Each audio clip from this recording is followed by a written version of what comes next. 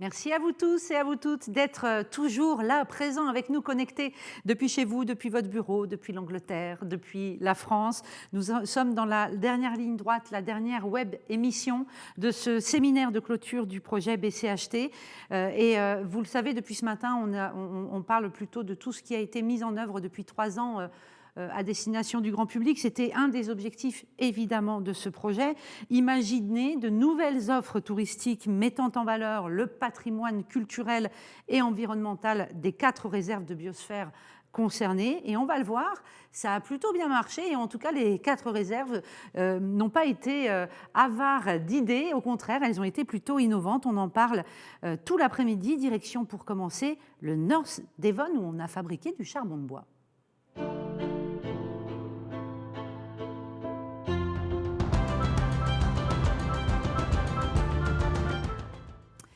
Et avant de retrouver Andy Bell, qui est lui aussi de nouveau connecté avec nous, je rappelle qu'il y a le chat, bien sûr, sur lequel vous pouvez échanger, mais aussi poser des questions aux différents intervenants de l'après-midi, et puis apporter vos témoignages, vos commentaires.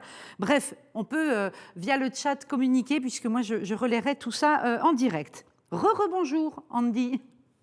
Vous êtes donc dans le North Devon, puisque vous êtes le chef de la réserve de biosphère du North Devon. Alors, j'ai dit, on a fabriqué du charbon de bois. Tout est parti d'un constat qui fait écho à ce que vous nous avez déjà expliqué. Il y a un peu trop de monde parfois sur la côte et il fallait trouver une nouvelle offre pour rediriger les flux de touristes, c'est ça ?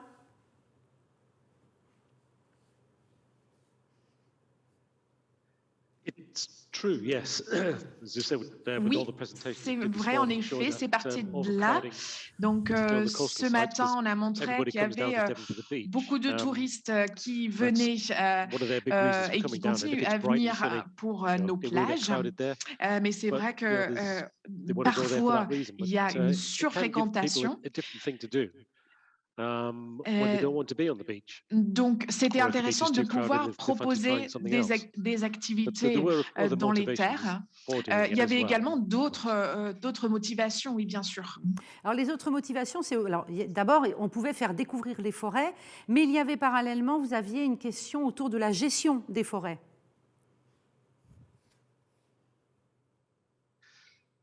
Oui, selon nos enquêtes visiteurs, on sait qu'il y a environ 80% des personnes qui viennent pour le milieu et pour cet environnement. Donc, l'objectif global de ce projet BCHT, c'est d'impliquer des visiteurs dans ces atouts que nous avons et non seulement nos plages. Donc, les visiteurs sont souvent attirés par les forêts. Donc, on a voulu développer une expérience autour des forêts.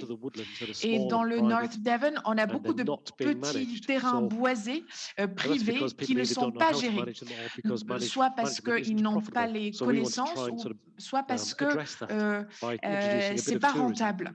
Donc, on a voulu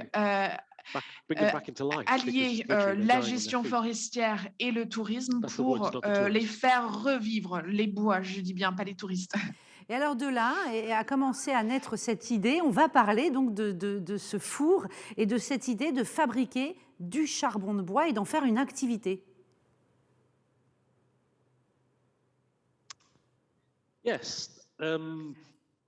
Oui. Donc, il y a beaucoup de gens qui pensent à leurs vacances à la plage et font le lien avec les barbecues. Et donc, actuellement, au Royaume-Uni, je pense que la plupart du charbon de bois est importé de l'Afrique du Sud, par exemple, l'Estonie, la Turquie. Donc ça n'a pas de sens d'importer du charbon de bois alors qu'on a beaucoup de bois au niveau local. Donc il y a de nombreux bénéfices. Et donc cette activité allie une activité touristique avec un produit plutôt haut de gamme. Donc plutôt que faire du bois, couper des arbres pour faire du bois à brûler, faire du charbon, ça a une valeur ajoutée. Alors, on va voir, il y a des images qui vont défiler derrière nous, là. Et voilà, on découvre le fameux four. C'est un four qui existait ou vous l'avez fait fabriquer exprès pour cette expérience?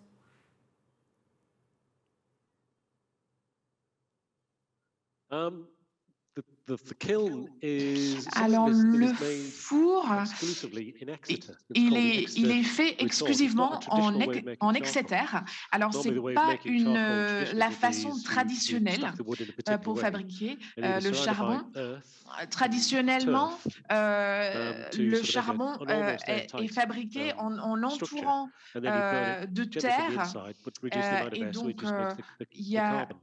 donc, on le brûle doucement à l'intérieur. Mais il y a beaucoup d'émissions de méthane, qui est donc un des gaz à émissions à effet de serre. Donc, pour réduire cela, ils ont développé ce dispositif qui permet de recycler le gaz et donc pour éviter des émissions de gaz à effet de serre. Donc c'est un dispositif mobile qu'on peut déplacer d'une forêt à l'autre. Et donc ça nous permet de toucher des touristes dans différents endroits. Alors, ça veut dire que les touristes, quand ils viennent, on a vu sur les images, ils assistent, ils voient le four fonctionner. Il y a toute une animation qui est proposée et un peu de pédagogie, j'imagine.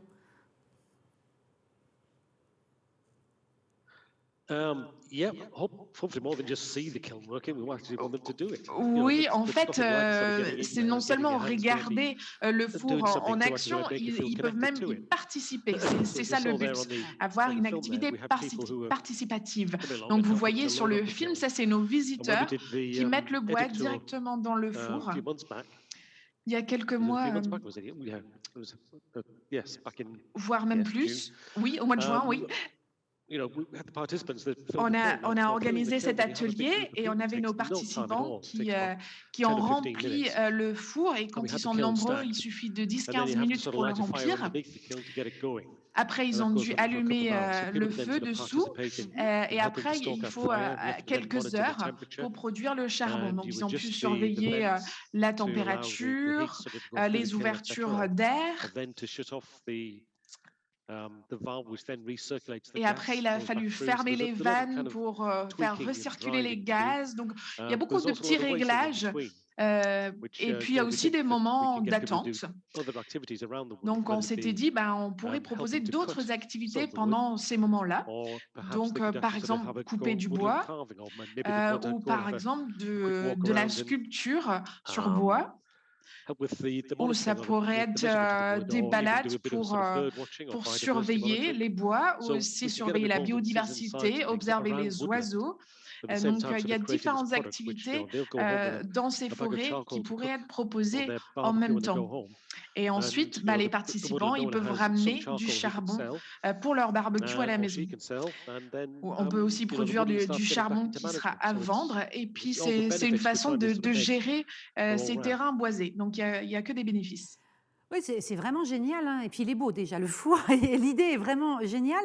Est-ce que c'est que pour les touristes et il y a un côté folklore ou est-ce que vraiment, en outil de gestion de ces petites forêts, c'est vraiment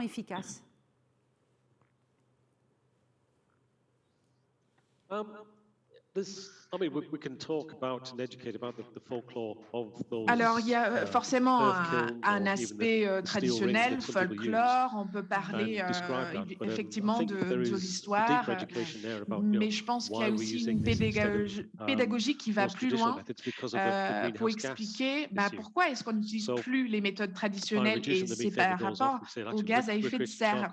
Donc, il y a aussi un aspect pédagogique là-dessus. Et aussi, quand le bois commence à reprendre vie, ça va séquestrer encore plus de carbone.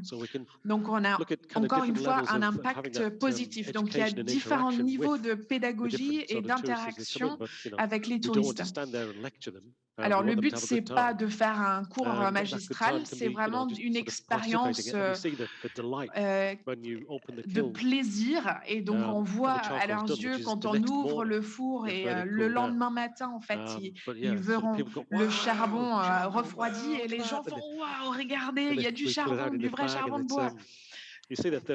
Donc, on voit vraiment leurs yeux et c'est super. Ouais, et du coup, le barbecue et la côte de bœuf sont meilleurs après, ça c'est sûr. Et ça a été très fréquenté, l'animation a été très fréquentée. Il y a eu beaucoup de touristes qui ont répondu présents.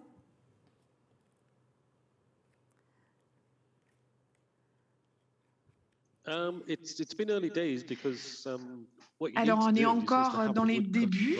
Alors, ce qu'il faut, en fait, il faut avoir du bois qui a séché pendant 1 an avant. Donc, ça a été un petit peu difficile de mettre tout ça en place. Et donc, on a commencé que cet été. Et en fait, on coupe le bois à l'automne ou l'hiver parce que c'est la saison de nidification des oiseaux pendant l'été. Donc, on est obligé d'attendre l'automne. Par contre, quand il y a eu des arbres qu'il a fallu abattre en raison de maladies, on avait un accès privilégié à certains bois qu'on n'était pas obligé de laisser sécher aussi longtemps. Donc, ça nous a permis déjà de faire quelques ateliers pour avoir des premiers retours. Mais on aura des week-ends qu'on pourra commencer à tester. Et après, il faudra attendre le printemps pour vraiment utiliser le four à proprement parler. Là, avec ce four, on est vraiment sur un exemple de projet spécifique BCHT. C'est vraiment grâce à ce programme que vous avez pu mener cette expérience.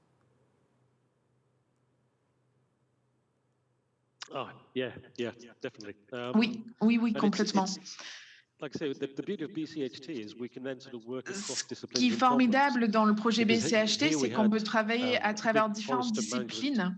Donc ici, une problématique de gestion forestière avec un impact sur la biodiversité et l'avenir des terrains boisés. Donc il y avait vraiment ce côté technique au départ. Et puis il y a le côté culture, tourisme, économie. Donc en utilisant le financement BCHT, on a pu tester cette activité.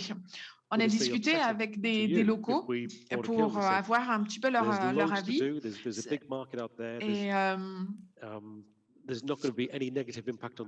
Et donc, ce qu'on a obtenu, les résultats qu'on a obtenus, c'était qu'il n'y avait que des impacts positifs. Il n'y avait pas d'impact négatif sur le fait d'amener un four sur place. Donc, même si on avait, on pourrait le reproduire à plus grande échelle. Et donc, tout ça, c'est grâce au projet BCHT. Et ça allait être justement ma dernière question. Est-ce qu'on peut imaginer plus tard, à terme, plusieurs fours dans les forêts du North Devon?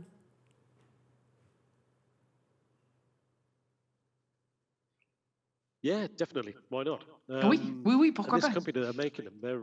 Alors, cette entreprise qui les produit, ces fours, il commence à avoir beaucoup de demandes, même venant des États-Unis. Donc, en plus, comme c'est un dispositif mobile, je crois que c'est le seul qui existe à l'échelle mondiale. Donc, on est très fiers de soutenir cette entreprise locale qui les fabrique et qui commence à avoir une réputation internationale. Donc oui, on pourrait tout à fait envisager d'en avoir plusieurs. Alors, ça coûte assez cher, donc environ 22 000 € à l'achat. Mais si ça fonctionnait beaucoup, au bout de 40 opérations, ce serait rentable. Ah oui, surtout que vous pouvez vendre le charbon. Ouais. Oui, exactement. C'est génial. Moi, j'adore cette idée de four à charbon, de bois. Je trouve ça super. J'aimerais être touriste chez vous et venir voir une cuisson, une fabrication du charbon de bois. Un grand merci, Andy, pour votre présence et tout ce que vous nous avez fait découvrir. Hein. Vraiment, merci à vous. Et puis, à plus tard, je crois que voilà, vous restez connectés, bien sûr, avec nous, hein, mais vous ne réintervenez pas. Donc, n'hésitez pas à participer dans le chat. Et puis, nous, pendant ce temps-là, qu'est-ce qu'on fait? Eh bien, on va filer du côté de Brighton pour parler d'un festival avec Lynn Trapano.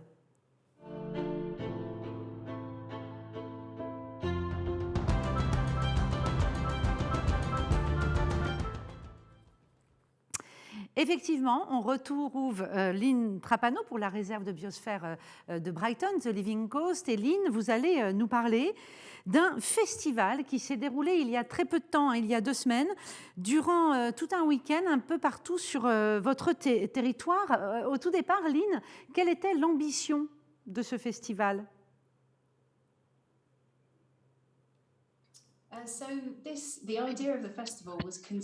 Du festival, on y a pensé il y a environ 2 ans dans le cadre du projet BCHT avec des personnes, des individus privés, des entreprises, des musiciens locaux et en particulier un musicien qui anime des ateliers de chant marin.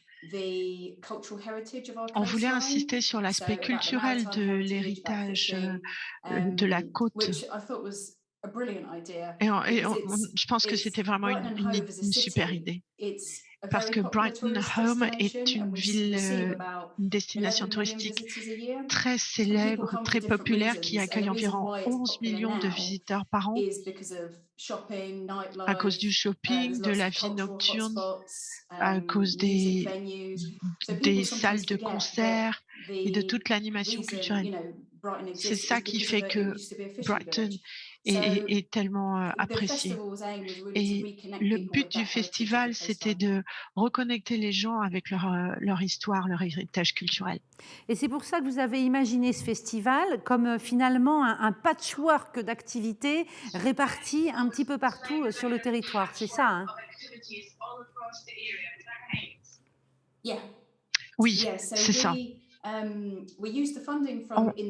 On a utilisé les financements de Interreg pour mettre en place les outils de communication et de promotion du festival. On a lancé un site web, de la gestion des réseaux sociaux, on a mis des affiches. Le modèle qu'on a utilisé, c'était de faire appel à différentes entreprises et de mettre elles-mêmes leurs activités en valeur dans le cadre du festival. On a des musées, on a des voilà, tous ceux qui pouvaient intervenir et qui avaient un lien avec le patrimoine culturel étaient inclus et pouvaient mettre en avant leurs propres activités. Donc on n'est pas propriétaire d'une activité en particulier en fait. Donc il a fallu organiser énormément de gens, énormément de choses et coordonner tout ça en fait. Mais il y avait, bon voilà, c'est un festival, ça veut dire qu'il y avait une programmation, il y avait une offre qui était faite. Donc les gens ont pu choisir entre concevoir un menu dans un restaurant, aller écouter des chants marins. Racontez-nous un petit peu tout ce qu'on a pu voir.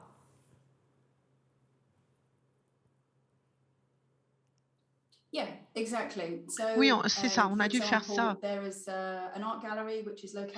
Il y a une galerie artistique qui est sur le front de mer et qui a mis en place 3 ateliers artisanaux différents. Donc, on a dû, on a fait des cartes postales peintes à la main, des bijoux, des lampions en forme de maquereau et on a utilisé du saule pour créer la structure du lampion et ensuite, voilà, ça vraiment c'était destiné aux enfants et c'est un résultat vraiment super. On a eu un atelier de confection de sushis, durable.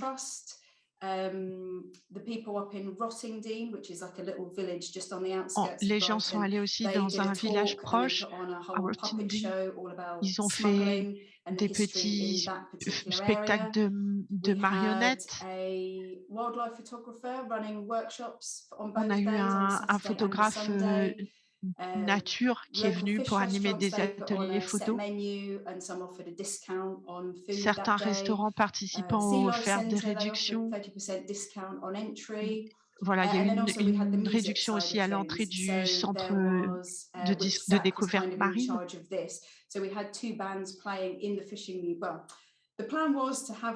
L'idée, c'était que les orchestres jouent sur le front de mer le dimanche soir.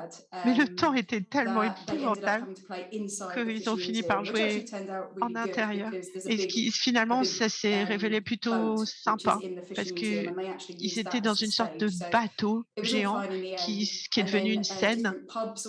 On a aussi, ouvert des pubs aux champs de marins. On a le plus vieil hôtel de Brighton, l'hôtel du vieux bateau, du vieux navire, a fait une expérience, de repas de pirates, de contrebandiers plutôt. Il y a eu un pub local qui a mis au point une bière blanche au sel de mer. C'est quelque chose qui était vraiment tout nouveau et ça a attiré beaucoup, beaucoup de gens, des gens très différents les uns des autres, des familles, des gens plus âgés qui venaient plutôt pour l'aspect gastronomique. Il y a eu quelque chose d'extraordinaire. Certaines activités étaient payantes, d'autres étaient gratuites et c'était clairement indiqué sur le site, hein, de même que ce pourquoi il fallait réserver à l'avance. OK et c'est vrai qu'il y a eu beaucoup de monde, donc vous êtes très content de ça, malgré le temps, pourri, on peut le dire, hein, parce que vous parliez de vent, de pluie, c'était la tempête, c'était une horreur. Les gens sont venus. Est-ce que vous êtes contente de la manière dont vous avez pu, remplir votre objectif de reconnecter les gens à leur patrimoine aussi, puis surtout à leur patrimoine maritime?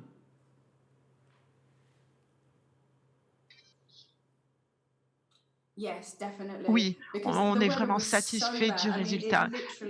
Le temps était vraiment épouvantable, il pleuvait beaucoup, il y avait du vent.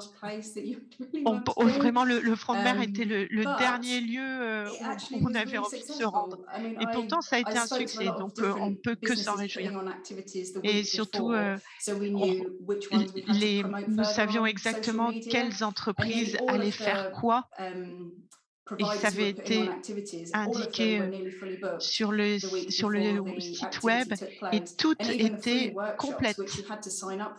Même pour les ateliers gratuits qui nécessitaient une inscription préalable ont été, ont été pleins. C'est tellement facile quand c'est gratuit de s'inscrire puis de pas y aller en fait, de faire autre chose. Non, vraiment, c'était pas le cas, hein. Ça s'est vraiment bien passé. Le samedi, le dimanche soir, tout le monde, s'amusait vraiment.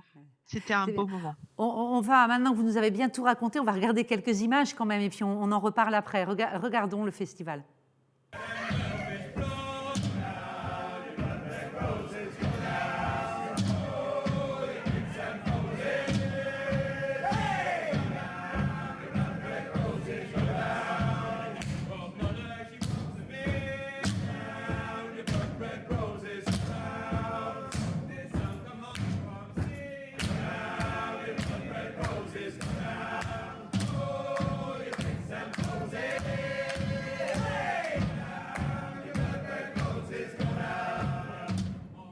Voilà, un extrait de spectacle que vous avez imaginé et qui s'est tenu donc pendant ce festival de Brighton. C'est des bons souvenirs pour vous?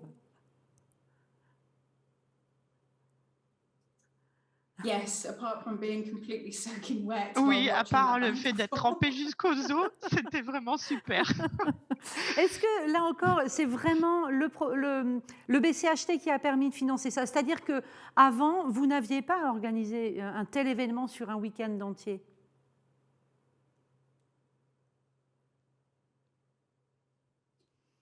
Non, c'est vraiment un modèle différent des festivals habituels qu'on aurait eu avant, sous un chapiteau, par exemple, ou là, ce qu'on a essayé de faire, c'était vraiment d'avoir une variété, d'événements sur 7 milles de côte. Donc ça couvrait vraiment toute la zone, hein, sur plusieurs kilomètres, une dizaine de kilomètres à peu près. Donc c'est pas comme un festival classique, non. Et ça s'est vraiment bien passé et une autre une autre, spécificité du projet BCHC, c'est la gestion des visiteurs et de la distribution des visiteurs sur les lieux. Et donc c'était un week-end en octobre, c'est pas en général des dates, très populaires, hein. Donc il a fallu travailler avec les entreprises parce que ça leur causait, du travail supplémentaire, la création d'activités supplémentaires. Il a fallu qu'on crée un modèle gagnant-gagnant et une manière aussi de faire en sorte que l'hébergement soit réparti sur le territoire. Oui, oui, bien sûr, ça a été rendu possible grâce au financement du projet, évidemment, oui. En tout cas, ça doit être encourageant, puisque finalement, les acteurs locaux, ils ont répondu présent, malgré que ce soit en octobre. Ils étaient là et ils ont joué le jeu. Vous devez être satisfaite de ça.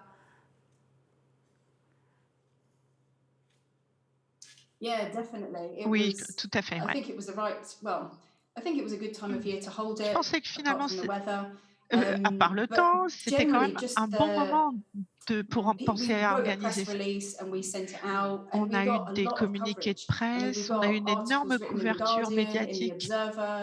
On a dans l'Observateur, dans The Observer, enfin dans des grands magazines de presse nationale et des journaux, on parlait de nous. On a été vraiment étonnés et ravis de découvrir l'intérêt que ce projet, suscitait.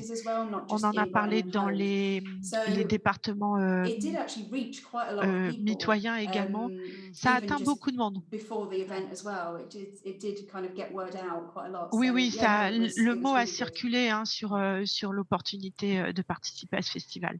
Et c'était quoi le nom du festival?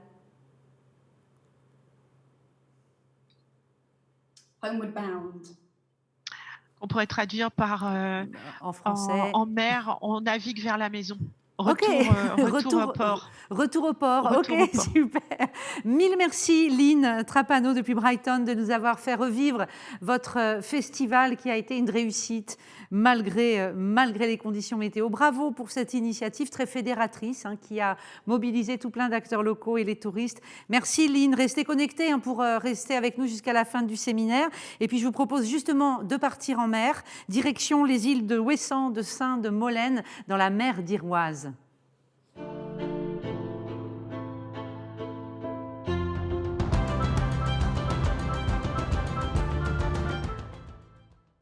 Et on rejoint Chloé Provost. Bonjour Chloé. Ah, il y a le micro qu'il faut peut-être ouvrir, Chloé. Vous êtes chargée de mission valorisation des patrimoines au parc naturel régional d'Armorique et vous êtes là pour la réserve de biosphère des îles et de la mer d'Iroise. On va parler de différentes activités que vous avez menées et notamment une activité au titre très prometteur, le rouet et la laine. C'est quoi cette histoire de rouet, Chloé ? Alors l'idée a été de reconstruire un rouet ouessantin qui était très particulier en fait sur les îles, parce que sur les îles il n'y avait pas forcément l'approvisionnement suffisant pour créer un objet tel que le rouet. Du coup il était composé de matières un peu recyclés de parties d'anciennes constructions. Et donc, le rouet était vraiment un patrimoine exceptionnel sur cette île. Et on a décidé d'en reconstruire un à partir de tous les prototypes qu'on a trouvés sur l'île. Donc, c'est une de nos éco-actrices qui a eu cette idée-là de s'intéresser au rouet et à son histoire. Et on est parti sur cette idée de recréer un rouet à partir des prototypes qu'on avait trouvés. Et du coup, on est en cours de création. On aurait bien aimé vous présenter le rouet qui est en train d'être fabriqué, mais on n'a pas pu le présenter aujourd'hui.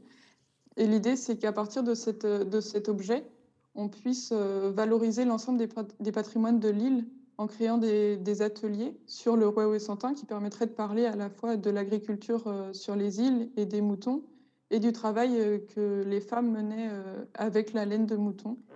Oui, parce qu'il faut peut-être qu'on prenne le temps de raconter ça, Chloé. C'est-à-dire que sur Ouessant, il y a des moutons. Donc, s'il y avait des rouets spécifiques, c'est bien parce qu'on avait de la laine, finalement.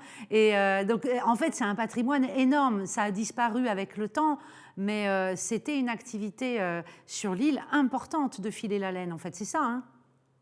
Oui, c'est ça. Les femmes travaillaient beaucoup dans les champs et il y avait historiquement le mouton d'Ouessant qui n'est plus vraiment présent sur l'île, mais on a un agriculteur qui a des moutons sur l'île actuellement.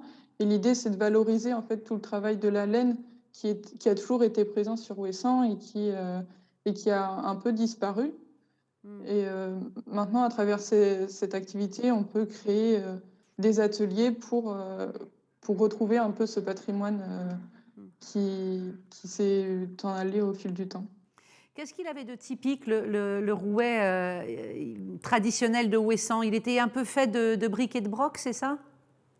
C'est ça, il était fait un peu à l'artisanal avec les produits qu'ils pouvaient trouver. Et il était fait...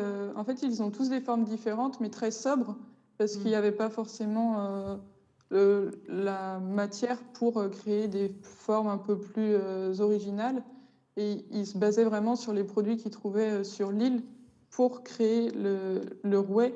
Et donc, on n'avait pas de forme très originale ou très particulière. C'est vraiment la sobriété de l'île qui est mise en avant à travers ce rouet. Finalement, c'était le recyclage avant l'heure. Hein. C'est qu'on faisait un rouet avec à la base des matériaux recyclés, quoi. Hein. C'était un petit peu ça. Et à travers justement cette activité, on peut parler du fait que sur l'île, c'est important de préserver cette manière de faire, parce que finalement, la problématique des déchets est toujours présente.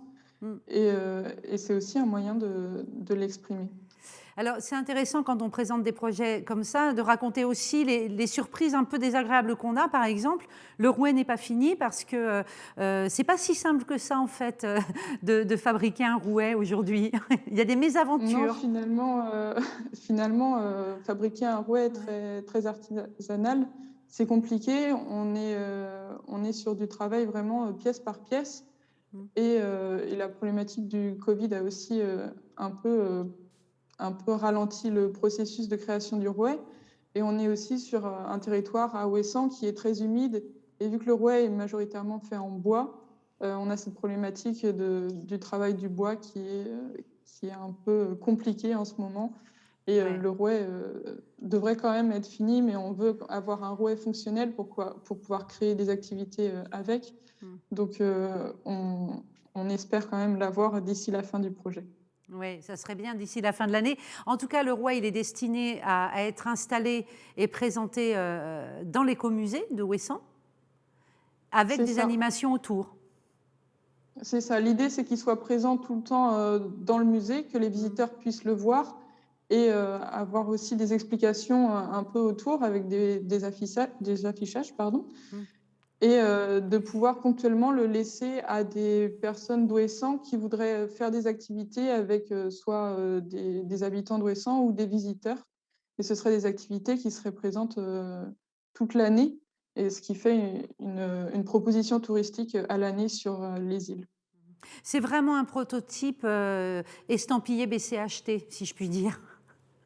Oui, totalement. Il est basé à la fois sur notre réseau d'éco-acteurs qui a été créé grâce à BCHT et sur les financements et les méthodologies mises en place par ce programme. Alors, il y a ce rouet qui va arriver, qui va être présenté et qui va permettre de faire découvrir tout un patrimoine. Et puis, vous avez mené d'autres activités. Il y a notamment un autre prototype qui a été imaginé et créé. Et là, on est sur l'île de Molène. C'est un jeu de piste. Oui, on a décidé de créer un jeu de piste. Je sais que le Marais Audomarois a aussi créé son petit jeu. Là, on en parle tout à l'heure. Oui. Là, c'est pour l'île de Molène où il y a très peu d'activités qui sont proposées aux familles en saison ou hors saison. Et du coup, on a décidé de créer un jeu de piste basé sur vraiment la vie locale. Donc, c'est un jeu de piste qui fait le tour de l'île et qui va un peu se perdre dans le bourg. Et à travers ce jeu de piste, on passe sur notre sentier d'interprétation qu'on a créé aussi grâce à BCHT, et qui va plus parler du patrimoine naturel et culturel de l'île. Donc ce jeu, il est fait pour durer environ 2 heures. Et ça permet de passer aussi par tous les commerces de l'île pour valoriser aussi l'économie locale. Et voilà. Ouais, et ça a marché, vous l'avez testé déjà? Oui, on l'a testé pendant les journées du patrimoine et avec nos éco-acteurs du territoire. Et ça a plutôt bien fonctionné pour les éco-acteurs qui ont trouvé ça très intéressant. On a quand même deux, trois modifications à faire et des partenariats à monter aussi avec les offices du tourisme notamment pour pouvoir vraiment mettre en valeur ce jeu et qu'il soit disponible pour tous les visiteurs de Molène. C'est un jeu avec des énigmes? C'est une forme de jeu de piste? Alors c'est un jeu de piste. En fait, il faut retrouver les images sur Molène. Et il faut retrouver les mots qui ont été dissimulés sur l'image. Donc voilà, pour arriver à une phrase qui mène à la réponse. Donc le but, c'est d'attirer les familles, hein, j'imagine, toujours, et puis tout public, au fond. C'est ça, au final, c'est tout public, c'est aussi pour les habitants, mais c'est vrai que sur Molène, on a très peu de propositions touristiques. Ouais. C'est une toute petite île et les gens font très vite le tour. Donc, ça permet aussi d'attirer le tourisme sur Molène. Puis une dernière activité dont on va parler avec vous, Chloé, alors ça n'a rien à voir, hein, c'est pas le rouet, c'est pas le jeu de piste, mais c'est ça qui est intéressant, c'est la diversité. C'est une exposition, en fait, plusieurs expositions que vous avez organisées, des expositions de photos. C'est ça, on a décidé de mettre en avant tous les patrimoines présents sur les îles à travers des expositions de photos. Donc, on en a une sur chaque île et on en aura bientôt une itinérante qui sera aussi proposée aux partenaires sur le continent. Donc, c'est des expositions qui vraiment mettent en valeur tous les points un peu caractéristiques de la réserve de biosphère et qui mettent aussi les activités économiques en avant avec notamment la pêche et le travail de la laine aussi. Et on a aussi mis en avant sur Saint tout le travail fait autour de la restauration des murets, avec les pierres sèches, où là, tout le travail qui a été fait en partenariat avec différents acteurs du territoire ont été mis en photo et exposés sur l'île de Saint pour que tous les visiteurs puissent le voir et se rendre compte que c'est important aussi de protéger ce patrimoine bâti. Et si j'ai bien compris, ces photos, au départ, elles sont issues d'un livre, hein, c'est ça? Alors, il y en a certaines qui sont issues d'un livre, c'est sur l'île d'Ouessant. Et ce livre, il est en vente. On a eu quelques soucis pour le valoriser là, avec le Covid, mais il est en vente et il permet de donner quelques itinéraires sur Ouessant et de guider les touristes et de valoriser tous les patrimoines qui sont présents, naturels, mais aussi géologiques. Et ce livre, il devrait être démultiplié pour se baser sur toute la réserve de biosphère. Là, on a un projet en ce moment avec le même écrivain-photographe pour rédiger un livre qui soit sur l'entièreté de la réserve de biosphère en faisant quelques portraits des éco-acteurs ou des acteurs qui agissent sur le territoire, mais vraiment sur le côté développement durable et sur le lien entre l'homme et la nature. Dites-moi, Chloé, ça devait être assez formidable de pouvoir développer finalement en si peu de temps autant de projets nouveaux. Ça doit être extrêmement agréable d'être aidé, accompagné, financé aussi hein, pour développer des projets à destination des touristes comme ça. Oui, alors moi je suis arrivée vraiment il n'y a pas très longtemps sur le projet parlez au nom de l'équipe. Mais c'est vrai que pour l'équipe, même pour le territoire en lui-même, on a développé énormément d'activités pour valoriser le tourisme sur les îles. Sur Molène, par exemple, c'est très visible. On a vraiment développé tout un sentier d'interprétation et qui n'était pas présent avant, et ça permet quand même de valoriser et de mettre en avant une culture, la culture des îles qui est très riche. Donc, il n'y a plus qu'à aller vous voir sur Molène, sur Ouessant ou sur l'île de Sein et puis découvrir toutes ces activités avec, donc, je le rappelle, un rouet traditionnel qui va bientôt arriver à l'écomusée, un jeu de piste à tester en famille ou tout seul d'ailleurs, et des expositions photos. Mille merci Chloé d'avoir été avec nous et de nous avoir présenté tous ces beaux projets que vous avez travaillés dans la réserve de biosphère des îles et mers d'Iroise. On va terminer cette petite série de présentation d'activités touristiques avec ici en plateau Maud et Anaïs qui vont me rejoindre dans quelques instants pour parler du fameux escape game auquel Chloé a gentiment fait allusion. Allez, c'est tout de suite.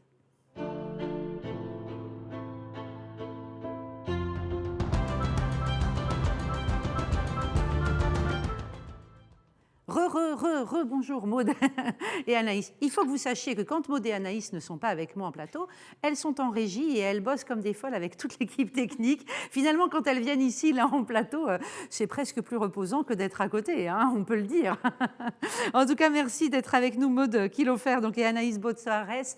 Vous travaillez, vous représentez, vous êtes chargée de mission dans les réserves de biosphère du Marais Audomarois. Je le redis pour ceux qui nous ont rejoints. J'en profite aussi pour redire que je trouve que le chat est un petit peu silencieux cet après-midi. Vous avez, je ne sais pas, vous avez moins de questions à poser, mais n'hésitez pas, hein, utilisez-le. Vous êtes là toutes les deux pour nous parler donc d'un escape game que vous avez développé et déjà testé, on va le voir. Pourquoi l'idée d'un escape game au départ ? Alors, l'escape game, c'était en fait, on voulait avoir un prototype d'activité sur le territoire, un petit peu plus interactif, plus original. Et en fait, le pays de Saint-Omer, c'est aussi une terre de jeu. On a énormément d'activités tournées autour du jeu. Et voilà. Du jeu sous quelle forme ? Le jeu, donc on a plein d'escape games déjà liés pour valoriser en fait le patrimoine local, notamment des escape games. Mais là, c'était vraiment sous le prisme réserve de biosphère. Voilà. D'accord. Donc c'est un escape game en extérieur ? Oui. Ouais. Voilà, donc on a choisi de le faire à l'extérieur. Donc on ne doit pas sortir d'une pièce, on ne doit pas s'échapper, mais s'échapper dehors pour découvrir le territoire de la réserve de biosphère. D'accord. Du Marais Audomarois. Et le terrain de jeu, c'est quoi ? Le terrain de jeu, c'est Saint-Omer. C'est Saint-Omer. C'est le centre-ville de Saint-Omer ? C'est le centre-ville de Saint-Omer. D'accord. L'idée, c'était vraiment de rassembler à la fois le patrimoine culturel, le patrimoine naturel, et en fait faire le lien entre l'homme et la nature, qui est très prégnant depuis des siècles sur Saint-Omer, qui a façonné le territoire du Marais Audomarois.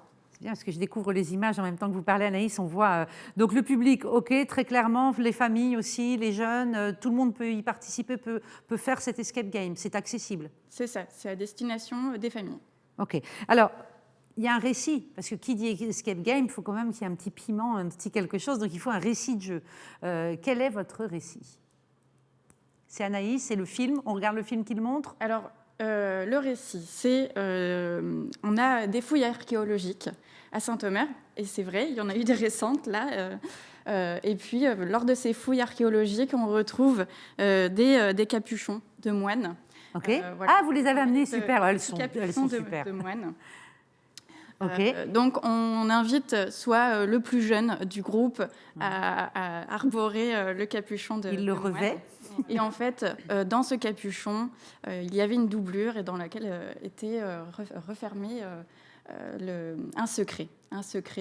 Et en fait, le but, c'est de découvrir ce secret, le secret du Marais Audomarois. D'accord. Et ça se passe comment ? Alors après, une fois qu'on est dans l'escape game, votre but étant de divertir évidemment, mais de sensibiliser, de faire de la pédagogie, de l'éducation. Alors comment vous avez fait pour construire tout ça, quoi ? Qu'est-ce qui se passe après ? Alors en fait, on est vraiment parti sur l'idée que ça allait s'adresser aussi bien à des familles habitant sur le territoire qu'à des touristes.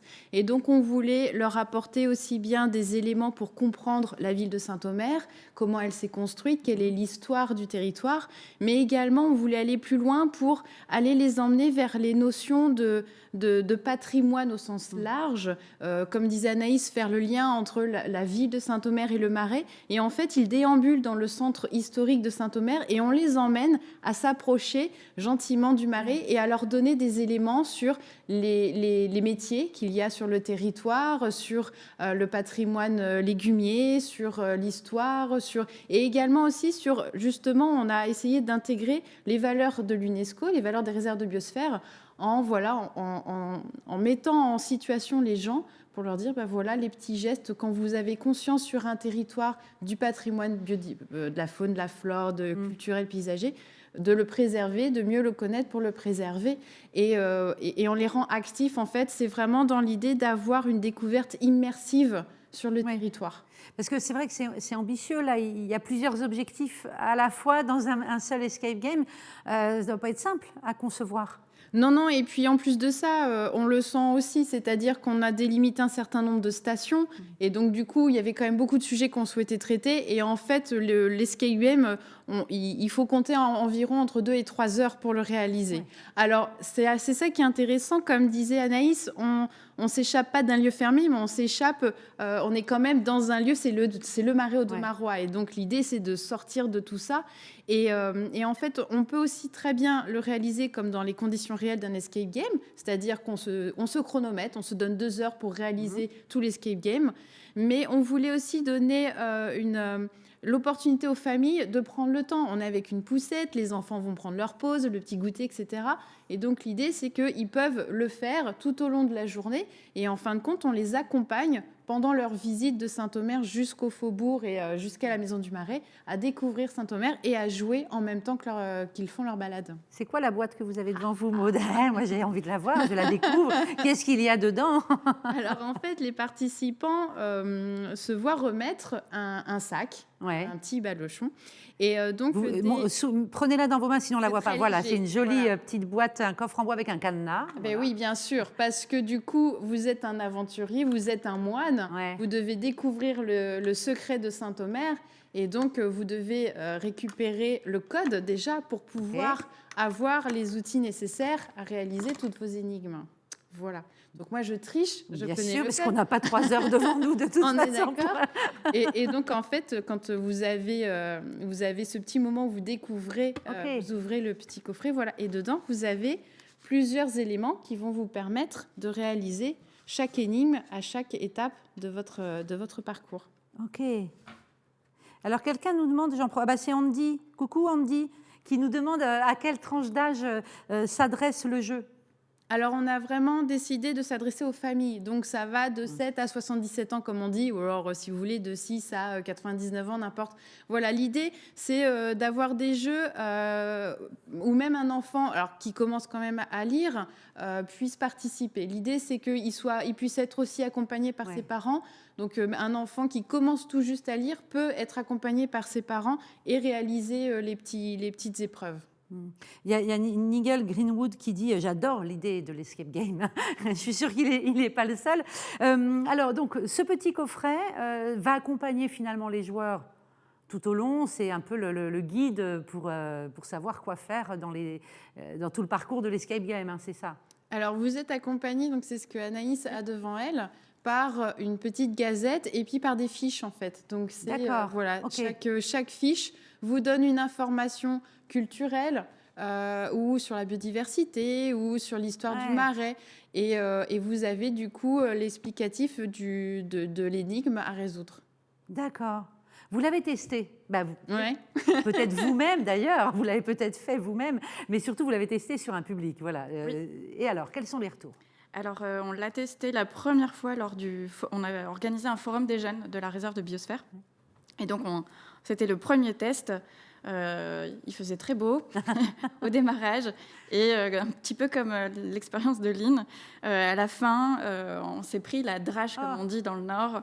Ah oui, voilà, donc ils étaient trempés. Donc en fait, sur les 19 participants, il y en a 14 qui ont été jusqu'au bout. Il y en a 5 qui n'ont pas pu terminer l'escape game. Mais ce premier test, il était très utile pour nous. On a eu beaucoup de retours très positifs. Simplement, on doit retravailler justement la trame narrative. Donc là, on doit retravailler le scénario, ce qui n'est pas facile. Il faut avoir les compétences quand même pour travailler ce scénario-là. Mais en tout cas, l'idée des stations, ça a été validé. On balaye pas mal de sujets.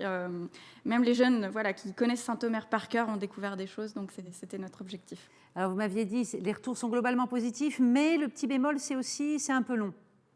Oui. Pour certains, pas pour tout le monde. Oui. Alors, effectivement, 2-3 heures, mine de rien, on fait 5 à 6 km de marche.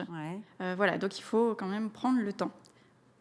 Il y a Margot qui dit « Une super expérience, un modèle à exporter dans d'autres réserves de biosphère ». C'est bien le but, c'est de partager bien sûr les expériences. Juste une question, et on revient à cette idée de partage, une question technique. Vous avez dit il faudrait qu'on revoie un peu le scénario, et effectivement il faut des compétences, mais je me dis que pour fabriquer et imaginer un escape game, vous ne l'avez pas fait tout seul. Avec qui vous avez travaillé? Comment vous avez été accompagné? Alors pour ça, on a fait un cahier des charges, on a précisé exactement ce que l'on souhaitait et on a travaillé avec 2 prestataires, donc 2 professionnels, donc un consultant et puis c'est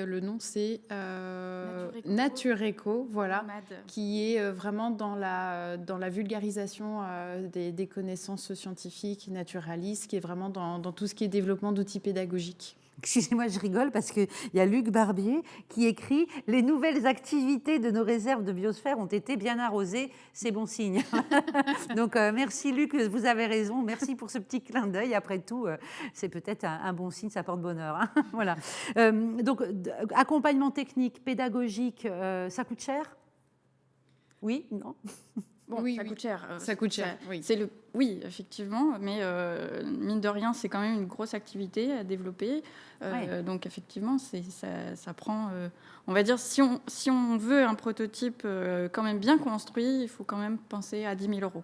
10 000 €? Et ça, c'est un minimum? Oui. Parce que on compte, comment on pourrait dire, c'est par nombre de boîtes qu'on va aussi fabriquer, c'est ça. Hein. Il y a ça en fait, il y a la façon dont vous allez élaborer l'escape game aussi. Est-ce que vous allez le travailler avec, par exemple, une école pour travailler sur le petit personnage qui va vous accompagner tout au long de l'histoire? Est-ce que vous allez travailler avec les habitants, les acteurs locaux pour identifier les points d'arrêt, les petits lieux, les passages aussi, les petits endroits que les gens aiment faire découvrir par exemple à leur famille ou aux touristes? Donc voilà, il y a ces ateliers-là qui peuvent être mis en place pour travailler de façon collective et collaborative le jeu. Donc ça va vous prendre déjà du temps d'animation. Ensuite, vous avez toute la réflexion qui va être sur rédiger l'histoire, rédiger la trame, trouver les jeux aussi, que ce soit varié, ludique, que dans une famille, que tout le monde puisse s'amuser. Et vous avez du coup ensuite la réalisation en fait du jeu, du sac à dos, avec vous avez des petits exemples ici, vous avez de la confection très précise avec des petites gravures. Donc voilà, il y a vraiment différents volets. Ça dépend quelle dimension vous voulez donner à votre escape game. Donc là en fait vous comptez 10 000 € pour à peu près 10 sacs de jeux. Mais il y a par exemple le volet aussi concertation, élaboration. Donc vous avez aussi du temps de travail à prendre en compte. Ça veut dire que, c'est une question qui me vient un peu bête, hein, pardon, mais combien d'équipes peuvent jouer en même temps? Alors là, nous, on a 10 sacs. 10 sacs, donc 10 équipes peuvent aller jouer... En même temps? Oui, en même temps. Sans se bousculer sur les mêmes stations, parce que c'est une vraie question quand même. Oui, effectivement, pendant le premier test, on avait 5 groupes, je crois. Ce qu'on a fait, c'est qu'on les a fait partir à 5 ou 10 minutes d'écart. Oui, voilà. Pour pas que ça se bouscule, justement. Les gens repartent avec le sac? Non. Ils repartent avec quoi, les gens?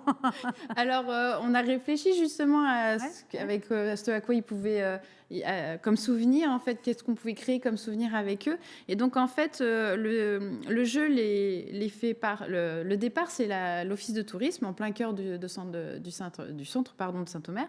Et on les emmène jusqu'à la maison du Marais. Et en fait, juste derrière, vous avez un jardin avec le dernier moulin en bois qu'il y a sur le territoire. Et donc, en fait, l'idée, c'est que justement, le plus jeune s'amuse à porter cette capuche de moine et qu'il fasse un portrait devant le moulin tous ensemble et cette photo puisse être diffusée sur les réseaux sociaux. On me dit à l'oreillette qu'il faudrait que vous mettiez la capuche. Ouais, mais vous n'êtes pas obligé. Non, mais je m'en doutais. C'est en régie, ils disent Maud, il faut qu'elle mette la capuche, On verra peut-être après tout à l'heure. Pour vous, en termes de... Parce qu'on l'a dit, c'est un prototype, il a fallu tout imaginer, tout penser. Vous en retirez quoi comme expérience? Ça doit être assez grisant de travailler sur un projet comme ça. Un escape game, c'est pas commun de travailler dessus. Ah oui, c'était très chouette comme expérience, tout à fait, oui. On a imaginé les différentes stations, on l'a testé, on a déambulé dans les rues pour se dire, effectivement, par où on devrait passer. On a redécouvert aussi Saint-Omer en le faisant.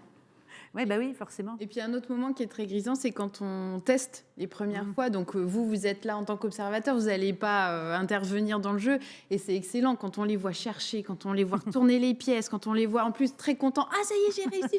C'est super chouette en plus. C'est vraiment, on partage l'attention qu'ils ont pendant le jeu en fait. C'est très très chouette. En tout cas, on l'a dit tout à l'heure, il a fallu développer cette idée, travailler avec les prestataires. Voilà, il y a toute une partie technique. C'est une expérience nouvelle. Vous pouvez la partager en fait aujourd'hui. Si d'autres réserves de biosphère sont intéressées pour se lancer dans l'escape game, vous avez des choses à partager. Oui, alors effectivement, on a essayé de... ça faisait partie de notre demande auprès du prestataire. C'était que ce prototype puisse être transféré. Donc les différentes stations, on peut les garder. On peut garder le temps de jeu, on peut garder le type de jeu, les types d'énigmes, et ensuite on décline avec le patrimoine le local. Et ça c'est super, ça veut dire que c'est un modèle qui est reproductible finalement et déclinable sur d'autres territoires. À coup sûr, ça va intéresser d'autres réserves de biosphère. Maud est en train de nous préparer, par exemple... Voilà, c'est des exemples de jeux. Donc, en fait, il suffit juste à la réserve de biosphère de changer l'espèce, de trouver des espèces qui sont typiques de son territoire pour pouvoir adapter, par exemple, cette épreuve-là sur son territoire. Il y en a d'autres. Là, vous avez des sortes de codes, en fait. Ici, c'est pareil. Vous devez retrouver les activités humaines qui sont sur le territoire. Pareil, la réserve de biosphère a juste à identifier 2-3 activités humaines et elle peut très facilement adapter cette épreuve. C'est génial parce que grâce au BCHT, vous avez pu investir dans tout ce travail-là. Si on partage, si on exporte, si je puis dire, sur d'autres réserves la méthode, d'autres peuvent développer un escape game à moindre coût aussi, parce qu'il y a toute la R&D a été faite en fait. C'est ça, oui, tout à fait. Et puis en plus de ça, chacun peut définir le nombre de stations qu'il souhaite développer. Voilà. Et puis après, il y a plein d'autres idées. Ici, vous avez des petites fioles qu'on a testées en régie tout à l'heure. Oh là, on ne veut pas savoir. Donc voilà, vous mettez des huiles essentielles pour le patrimoine sensoriel, en fait, tout simplement. Et c'est ça aussi qui est intéressant. Si sur votre réserve de biosphère, il y a des productions particulières, profitez-en pour faire découvrir au niveau de l'odorat ce patrimoine-là. Je crois que je me souviens dans un film de Brighton, je crois, il y avait de la lavande, par exemple. Exactement. Il me semble, j'ai un souvenir d'image de lavande, donc ça pourrait être ça. Bon, c'est quoi la suite? Alors maintenant, il a été testé. Le but, c'est de le mettre véritablement en offre touristique à partir de quand? Alors d'abord, on va retravailler la narration, voilà. Et puis dès qu'on est prêt, l'Office du tourisme peut avoir à disposition donc les petits sacs et ensuite on pourra communiquer dessus. Donc imaginons l'été prochain pour la prochaine saison touristique. Quand il y a moins de pluie. Un petit peu moins, si possible. Ça serait plus sympa pour tout le monde. Alors, dans les commentaires, on a eu des gens qui nous ont mis, si vous pouviez mettre un kawaii dans le sac à dos, ce serait pas mal. Après, je pense que c'est comme Lynn qui nous a parlé tout à l'heure du festival, il faut s'adapter. C'est vrai que si on veut faire découvrir un territoire, on ne peut pas maîtriser la météo, c'est comme ça. Donc, il faut faire avec. Il faut faire avec, On va se battre contre la météo. Merci à vous deux de nous avoir présenté cet escape game qui donne envie. Et vu le chat, je pense que d'autres réserves vont avoir envie de se lancer dans une telle aventure. Alors, je vais vous faire travailler un petit peu, vous tous et vous toutes qui nous regardez et qui êtes connectés et vraiment concentrés sur le séminaire. Parce qu'avant de partir en pause, on va faire une pause, hein, mais juste avant, j'aimerais que vous participiez au petit exercice de nuage de mots. Ça va se passer dans le chat. On va vous demander de donner 3 mots, voilà, ça s'affiche, 3 mots qui pour vous symbolisent vraiment ce projet BCHT. Donc vous vous lâchez, vous faites parler votre cœur, on ne demande pas que des mots techniques, on veut vraiment voir de quelle manière vous avez vécu ce programme BCHT. Vous faites ça maintenant, on part en pause si vous voulez bien, puis on se retrouve dans un petit quart d'heure, à moins le quart comme on dit, et puis pour la suite du programme. Allez, merci de participer au nuage de mots et puis à tout de suite.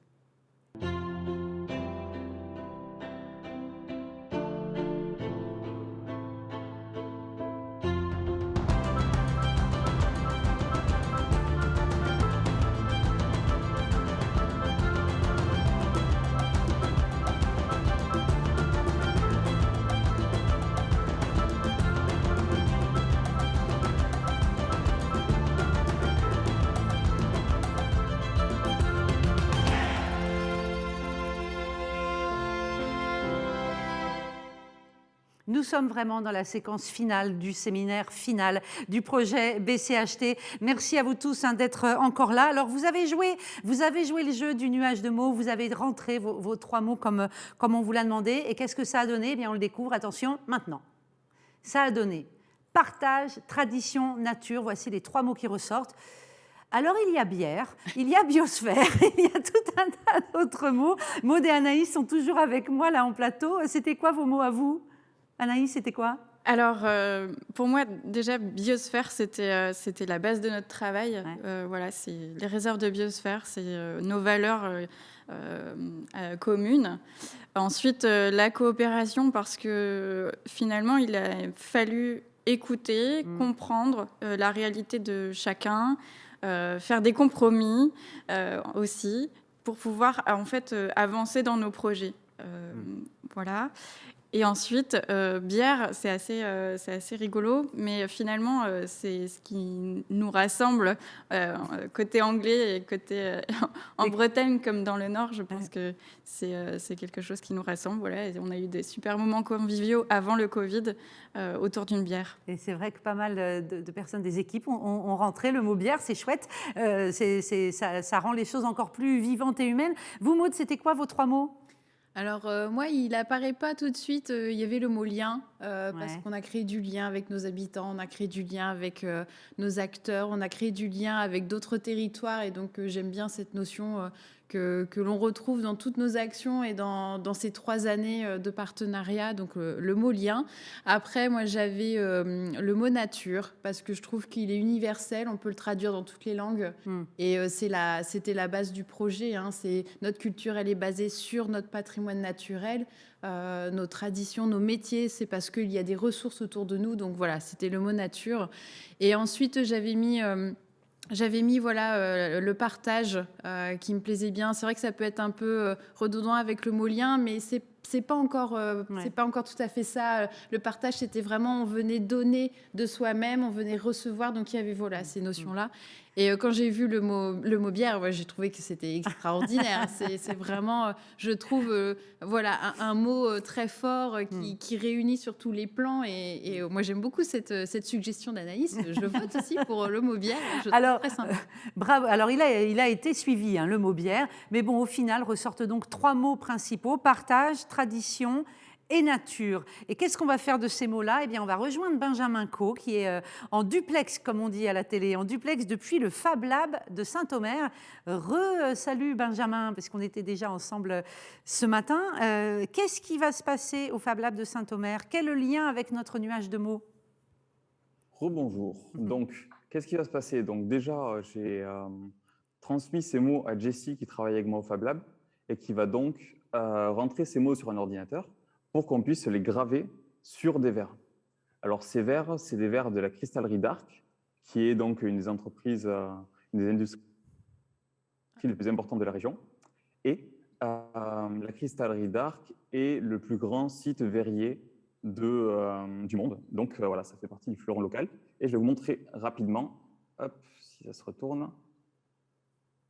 Parce que Benjamin, il est reporter pour nous aujourd'hui avec son smartphone et il nous fait vivre en direct le Fab Lab. Alors, j'aimerais bien que ça se retourne. Voilà. Voilà, parfait. super. Donc, vous avez là le verre qui a été sélectionné avec son magnifique carton derrière. Et maintenant que ça a été fait, je vais rejoindre Jessie dans la salle d'à côté qui est en train de faire les réglages sur l'ordinateur. Et dès qu'il sera prêt, je lancerai la gravure et vous pourrez la voir en direct. Et qu'est-ce qu'on va faire des verres que l'on va graver? Alors, qu'est-ce qu'on va en faire? Ces verres-là, on en a commandé 48 et il y en a 12 qui vont être transmis à chaque partenaire, à chaque réserve de biosphère qui a travaillé sur le programme BCHT.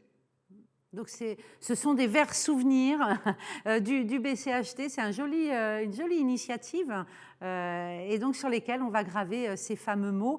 Alors, je crois qu'on va laisser peut-être Benjamin, non, on va l'accompagner jusqu'à la gravure parce que je crois qu'on est plus loin et ça va être intéressant de voir. OK. Et voilà, c'est parti. La gravure va débuter là, donc sur ce très, très beau verre en cristal. On va la laisser vivre, cette gravure, et pendant ce temps-là, on va conclure le séminaire, le conclure pour de vrai. Anaïs et Maud, vous restez avec moi en plateau. Et puis, on va rejoindre en duplex aussi, en visio, comme on dit depuis 1 an et demi, Adeline Gladieux, chef de projet BCHT, qui est dans le North Devon. Et puis également avec nous, Sabine Courouble, qui est chargée de mission Europe et financement à la communauté d'agglo de Saint-Omer. Bonjour à toutes les deux, merci d'être avec nous. Bonjour. Bonjour Cécile, bonjour à tous.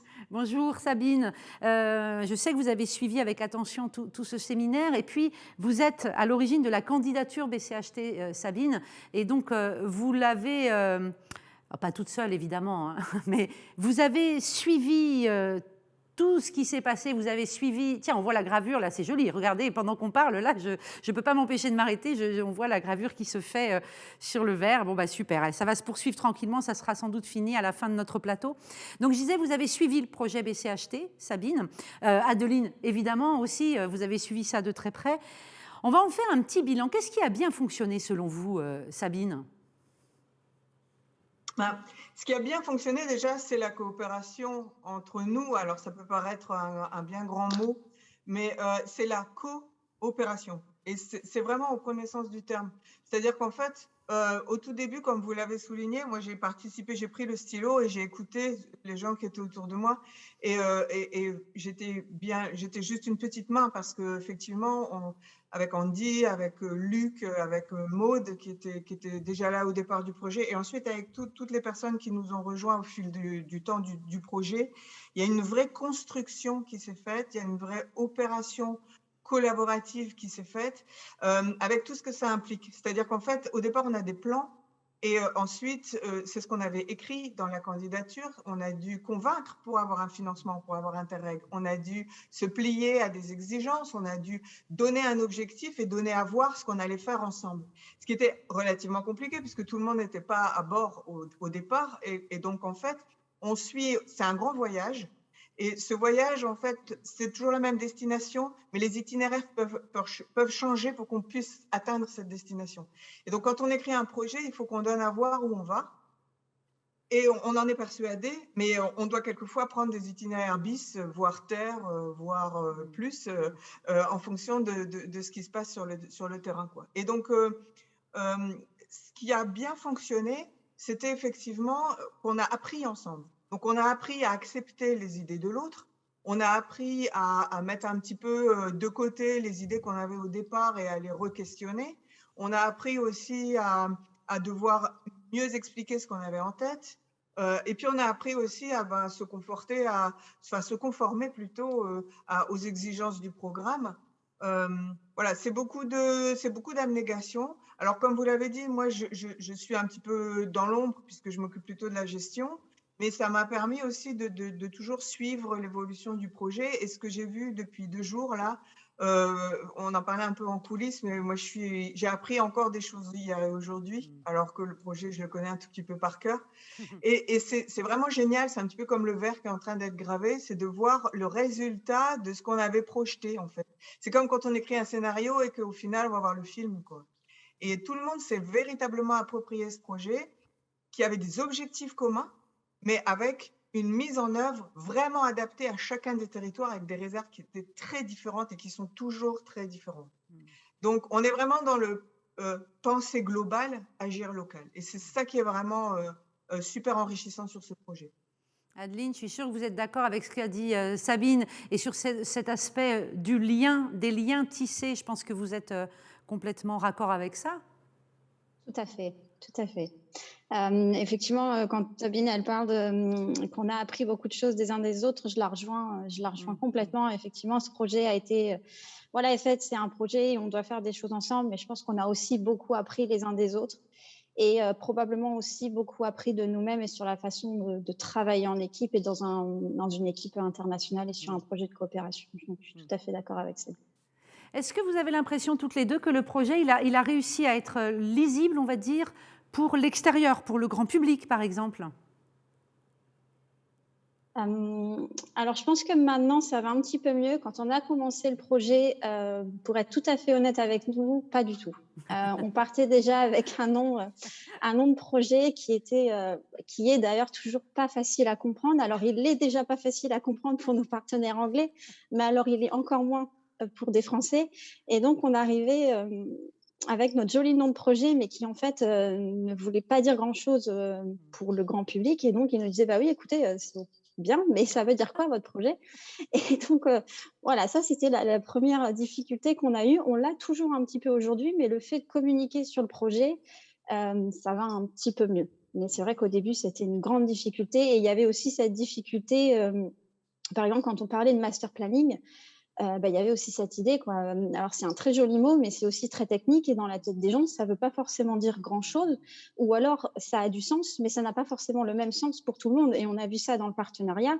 Parfois même entre partenaires, en fait, on avait une définition différente du master planning. Alors, au-delà du fait qu'on ne parlait pas la même langue, mais des fois, entre partenaires qui avaient la même langue maternelle, on ne mettait pas les mêmes idées derrière les mêmes termes. Donc, effectivement, comprendre le projet, ça a été une difficulté auquel on a dû faire face. C'est toujours un vrai défi de bien nommer les choses. Oui, Sabine, pardon. Oui, j'ajouterais qu'en fait, à la base, le public cible du projet, au tout début, ce n'était pas forcément le grand public. Parce que c'était vraiment donner des outils collectifs de gestion d'une réserve et d'appropriation par les acteurs, y compris les acteurs économiques de la réserve. Donc, on était vraiment sur le public qui fait vivre la réserve et qui va, lui, accueillir le tourisme. Donc, à la base, on avait quand même ciblé sur les acteurs de la réserve pour qu'eux puissent ensuite convaincre le grand public. Évidemment, avec le volet communication, avec le volet mise en œuvre des opérations et test des opérations, on va jusqu'au grand public, on va jusqu'aux visiteurs. Mais donc, c'est important aussi de bien noter qu'à la base, on avait ciblé le projet et sur les acteurs de la réserve. Et je pense qu'en ça, on a vraiment renforcé les liens. Le réseau des éco-acteurs, y compris nos partenaires sur chacun des territoires. Il faut savoir que les organismes qui gèrent les réserves de biosphère, ils n'ont pas tous de façon identique sur chacune des réserves une compétence tourisme. Ils n'ont pas tous les capacités à mettre en œuvre cette compétence-là. Il y a plein d'autres acteurs aussi qui mettent le tourisme à l'honneur et dont c'est le métier. Et donc, il a fallu aussi convaincre ces acteurs-là de nous rejoindre. Donc, avec des talents différents, avec des industries, enfin des métiers différents. Et donc, c'est ça qui fait la richesse du projet. Au tout début, quand on avait commencé à concevoir le projet, on était entre gestionnaires de réserve.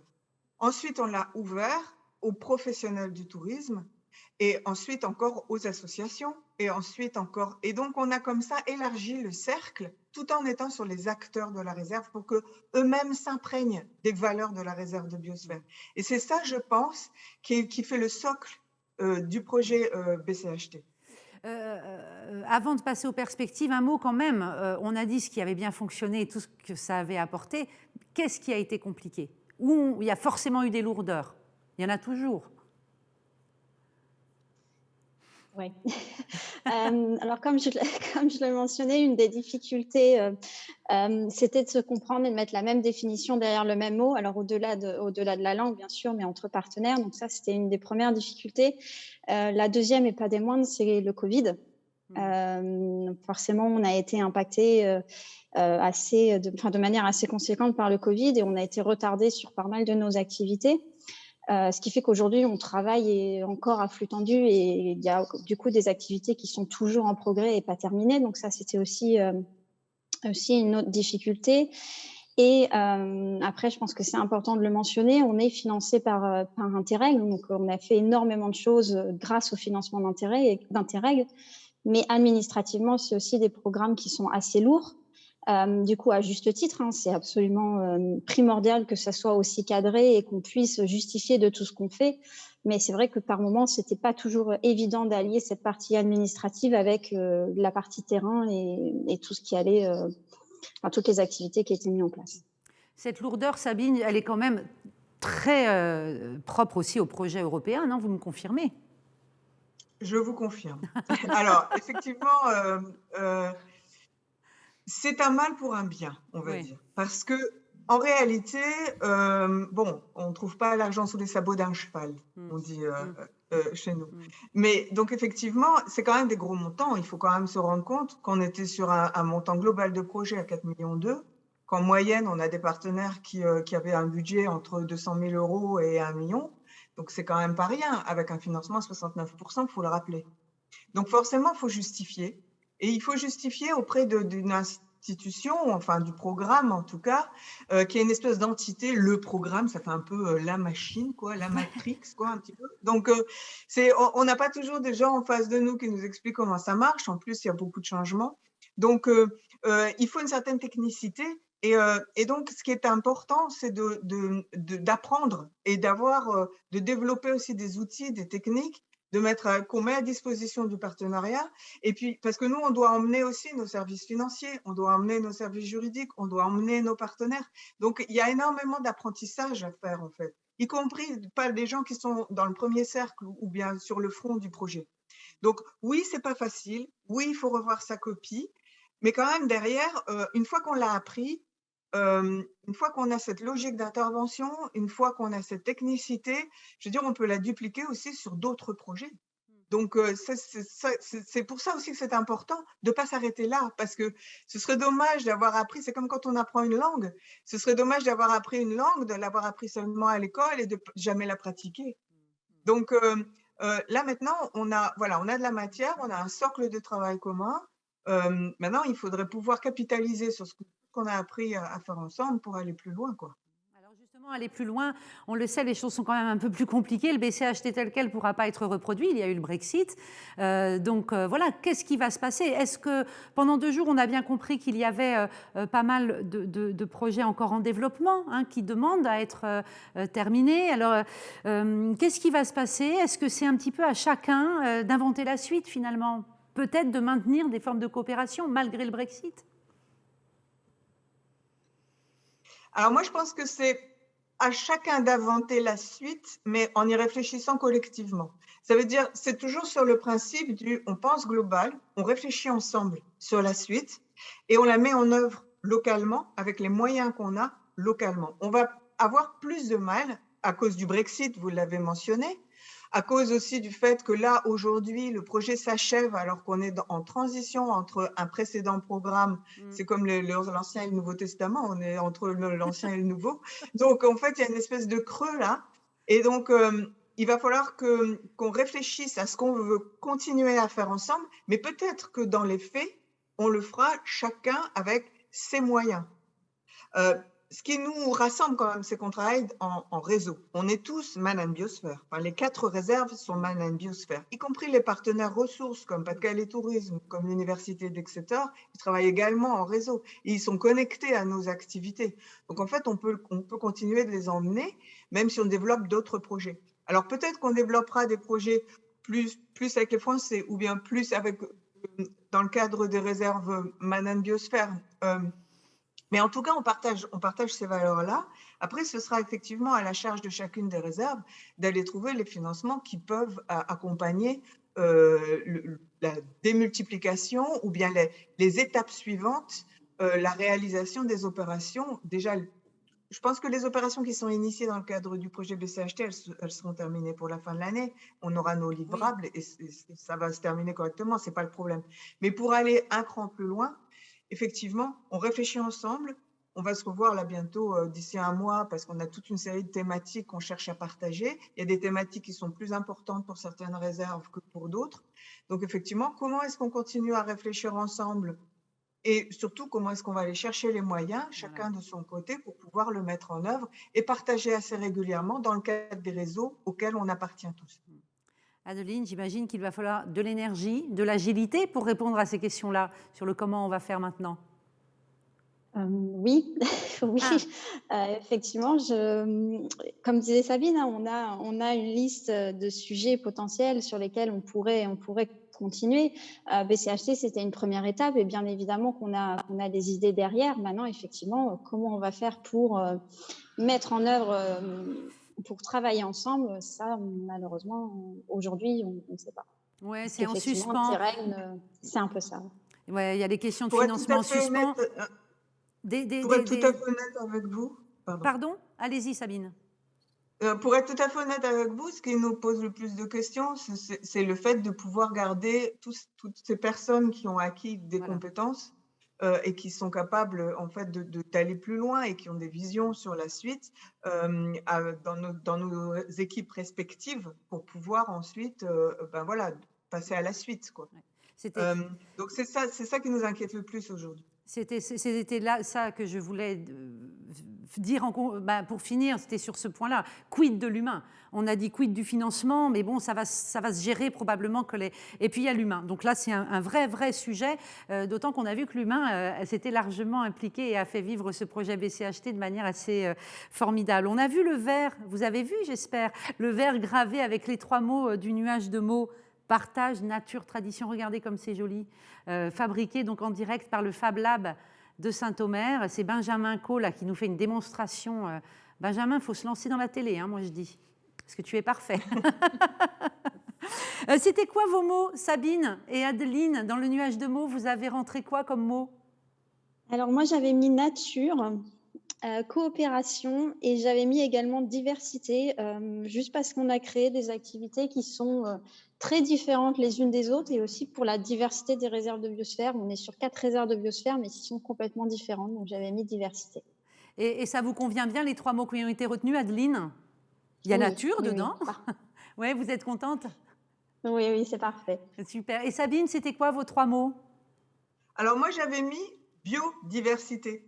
Mais parce qu'en fait, pour moi, la biodiversité, c'est le travail sur lequel toutes nos réserves travaillent, mais c'est aussi notre biodiversité à nous. Parce qu'en fait, biocultural heritage, forcément, ça parle, c'est le concept, c'est le lien entre l'homme et la nature, l'homme et la culture. Ça ressemble à une dissertation de philo, mais c'est un peu ça, quoi.